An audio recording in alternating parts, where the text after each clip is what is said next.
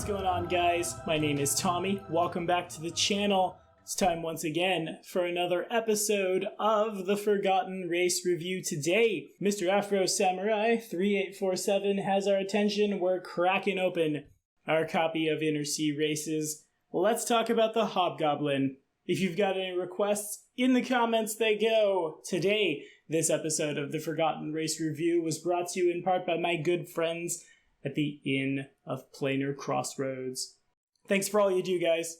Now, let's hit it.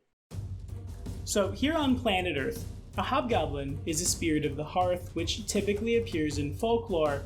Once upon a time, they were considered to be helpful, but since the spread of Christianity, oftentimes they're considered wicked. You remember reading A Midsummer Night's Dream in high school? Yeah, Puck, a hobgoblin. These guys are usually small, hairy little men who, like their close relatives, the brownies, are often found within human dwellings, doing odd jobs around the house while the family is asleep. Now, of course, in Pathfinder, it's an entirely different story. On Golarion, the most civilized of the goblinoid races is in fact the ambitious, brutal, and efficient hobgoblins.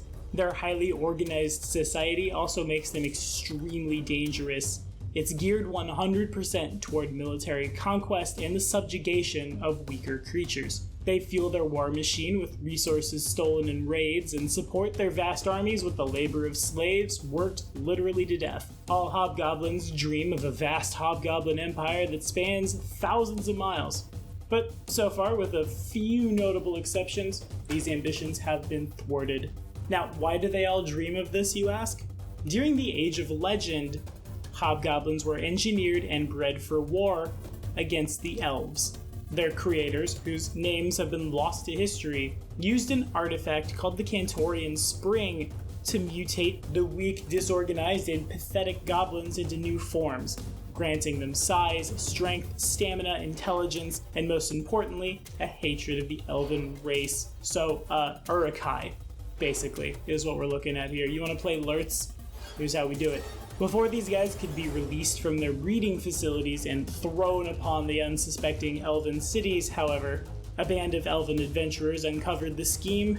They launched a mission to steal the spring, but failed to destroy the artifact before the hobgoblins' creators caught up to them. During the ensuing conflict, the Cantorian Spring was lost, freeing the hobgoblins from their creators' control. Despite this liberation, hobgoblins retained their inbred hatred of the race and quickly launched their own attacks against them. Although the hobgoblins had the advantage in numbers, they remained young and inexperienced, and this was a point in Golarion's history when elven civilization was at its peak. A series of devastating wars followed. At the conclusion of these wars, of course, the elves emerged victorious, coming close to wiping out the hobgoblin armies and driving the survivors into the wilderness, as well as underground caverns from which they still struggle to emerge in force to this day, unless you're in Tian Sha, because the nation of Kaoling, yeah, that's 100% those guys. Follow this card right up here if you don't believe me, I'll show you. Now, hobgoblins superficially resemble the goblins from which they sprang, but they are significantly taller, as well as being brawny and muscular, with long arms but relatively short bandy legs. This puts the race anywhere from 4'4" to 5'6" if they're males, 2 inches shorter on women by and large, with a weight of 175 to 245 pounds on men, women at 155 to 225. A hobgoblin mother gives birth to a single child after a pregnancy that lasts 6 months, after which they forcibly wean the child after about 3 weeks. Young hobgoblins mature quickly, and most can walk, speak basic goblin, and fend for themselves within 6 months.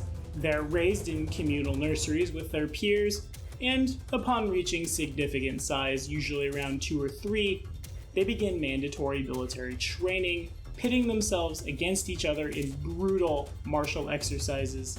After months of combat training, sleep deprivation, harsh physical conditioning, obstacle courses, surprise midnight raids, and hazing, assuming they survive, hobgoblins emerge from training as fearless soldiers, their age of adulthood being 14 years.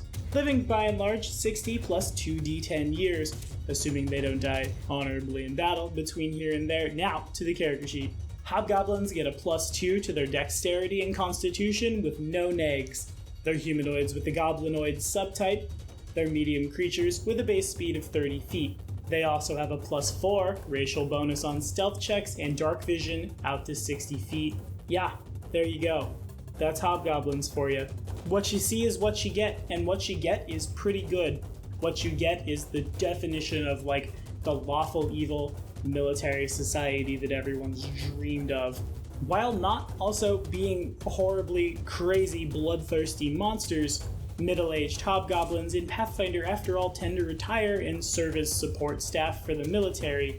Playing a hobgoblin in Pathfinder is playing the absolute, usually most lawful of character, and if I were to play a hobgoblin, assuming I'm not playing lawful evil, it would probably take one hell of a backstory to get me to switch over to a neutral or chaotic alignment. Perhaps a lawful good hobgoblin paladin who's left Kowling and is gone to serve his god or goddess somewhere else.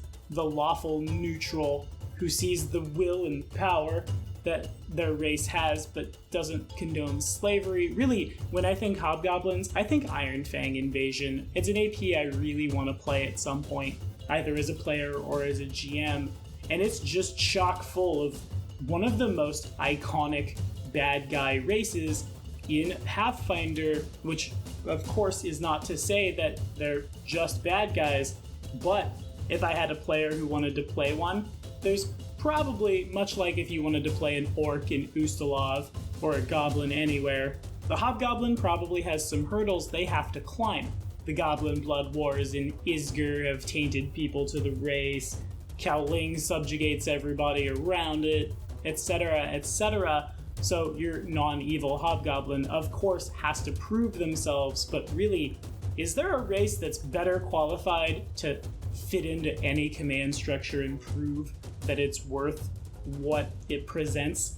I don't know. I don't think so. What do you guys think about all this? Have you played a hobgoblin? Would you play a hobgoblin? Do we want to see them in Pathfinder 2nd Edition? They actually just got the go in Starfinder, in Alien Archive 2. Turns out, but let me know all about it in the comments below. We'll keep that conversation a-running. Thanks for watching as always, guys. The next episode of the Forgotten Race Review, where it looks like we're breaking out a little bit of homebrew. One more time for Mr. Afro Samurai. Racial stats for the bugbear. See you next Monday.